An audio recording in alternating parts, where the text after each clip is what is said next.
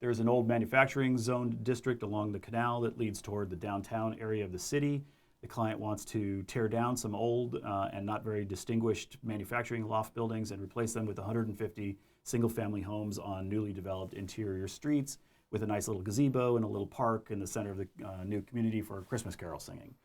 All right, so I'm being a little jokey there. They're not going to give you something that little jokey, but something similar to this would come up. What is the likely course of action that you would suggest to the client? This actually is a pretty common scenario and something that architects end up getting involved in all the time. So we have old manufacturing district, the new owners wanting to put in a housing development.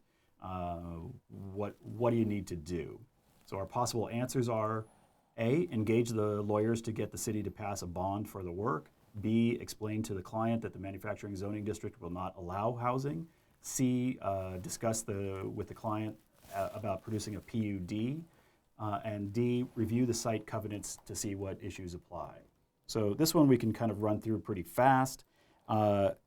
If we said A, get the city to do a bond, what we'd be actually suggesting is that the city find a way to pay for our project, right? That's not going to happen. That's not what this question is about. A bond is when they put something up to the public to say, will the public like their tax dollars going towards some activity, a new road, a new school, things like that. Let's see, let's look at, how about D? Review the site covenants to see what issues apply. So that word covenants, it's a good word to know. What that word is saying is on a private development, when I have rules and restrictions like all the houses have to be brick, or we want everything to look like chalets because we're in Aspen, or something like that. Those are covenants. Those are rules that ride with the deeds for a specific housing development. If you think of kind of a gated community, something like that, where everything kind of looks the same, that's why they look the same. So it's like zoning code, except that it's private, right? So that's not what this question is about. You may, when they do the project, write your set of covenants, but that's not where we're at. We're in the programming and analysis phase. So then it becomes between B and C. And B is absolutely true. Explain to the client that manufacturing zoning districts will not allow housing. Depends on the location. It's sometimes yes, sometimes no, but generally that's absolutely true. But we don't really care. We don't like saying no to our clients. So the actual answer here is C, which is get ready to do a PUD. Not every place in the country uses the term planned unit development.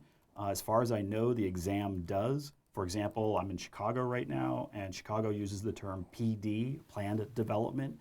But most people would use the term PUD.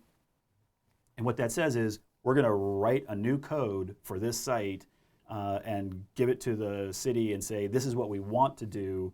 And if the city agrees, then they just accept your code. It goes through and becomes part of the zoning code. And if you go and look on the zoning maps, you'll see them all over the place. There'll be PUD number 1493 or something like that. And then you can look it up and it'll have the specific zoning that somebody wrote that then was accepted by the zoning department and then by the city council, or however it goes through. So in this kind of situation, you can almost be sure you're going to be doing a bunch of drawings in order to get a PUD through the process, and there'll be a bunch of lawyers involved who are going to write the zoning code for that part. So get a PUD.